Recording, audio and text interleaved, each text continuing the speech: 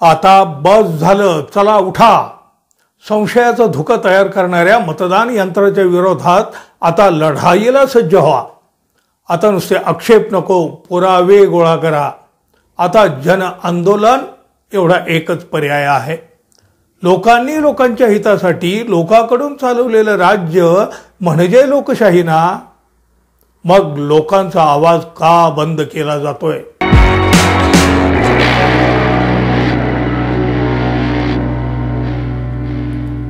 मित्र हो, नमस्कार. मतदान यंत्राच्या बाबत आधीपासूनच संशय आहे, शंका आहे. पण यावेळी हा संशय विश्वासात बदलून गेलेला आहे. अहो, राज्यातील बहुतेक मतदारसंघातील निकाल हे अविश्वसनीय आहेत, धक्कादायक आहेत. तटस्थ राहून विचार करणाऱ्यांना देखील हा निकाल पटत नाही. पराभूत उमेदवार हा निकाल मान्य करीत नाहीत. एवढ्या मोठ्या प्रमाणात संशय निर्माण होणारी ही पहिलीच निवडणूक ठरली आहे. मतदान यंत्राच्या विरोधात गेलं तर सुप्रीम कोर्ट ऐकायला तयार नाही. मतदान करणारा बहुसंख्य मतदार मतदान पत्रिकेवर म्हणजे बॅलेट पेपरवर निवडणूक घेण्याची मागणी सातत्यानं करीत आलेला आहे, पण त्याचं कुणीही ऐकत नाही. आणि संशयाच्या धुक्यात निवडणुका होतच निघालेल्या आहेत, सत्ता स्थापन होतच आहेत, राज्य चालवलं जात आहे.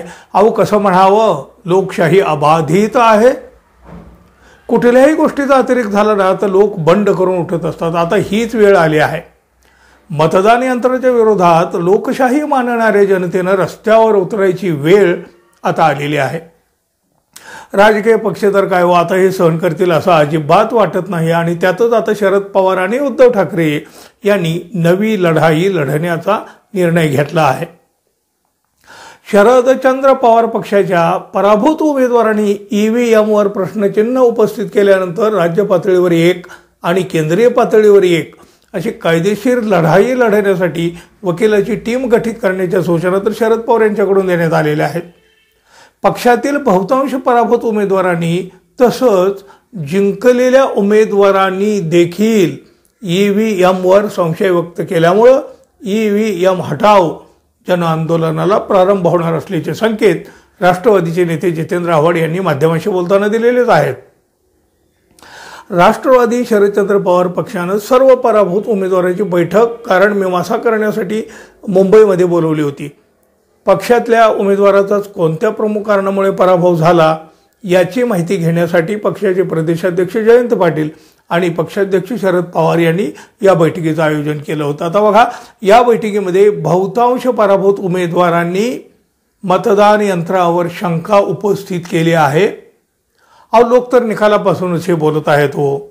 पराभूत उमेदवाराकडून त्यांचे म्हणणे ऐकून घेतल्यावर शरद पवार यांनी केवळ आरोप करण्यापेक्षा मतदान यंत्राबाबत जे आक्षेप आहेत किंवा निवडणूक प्रक्रियेमध्ये ज्या चुकीच्या बाबी घडल्या त्या संदर्भातील पुरावे गोळा करण्याच्या सूचना सर्व पराभूत उमेदवारांना दिल्या आहेत.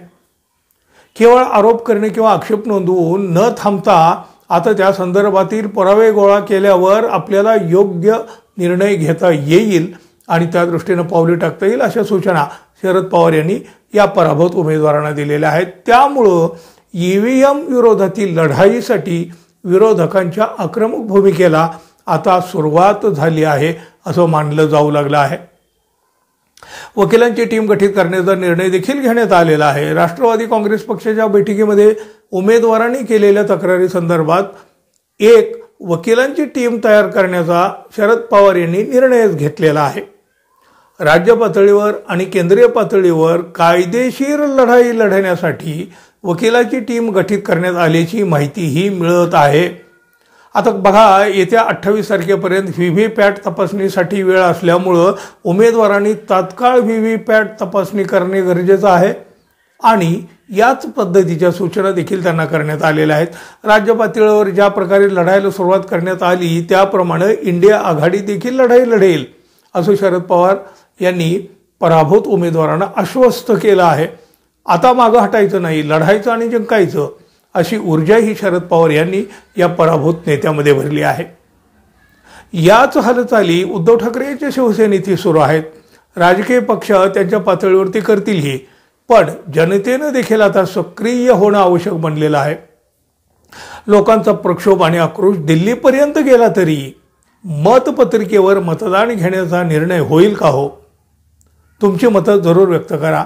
आणि अजून आपल्या चॅनलवर आपण नवीन असाल किंवा आपले चॅनल अजून सबस्क्राईब केलं नसेल तर कृपया सबस्क्राईब करावं ही अपेक्षा आहे. धन्यवाद. पुन्हा भेटू. तोपर्यंत नमस्कार.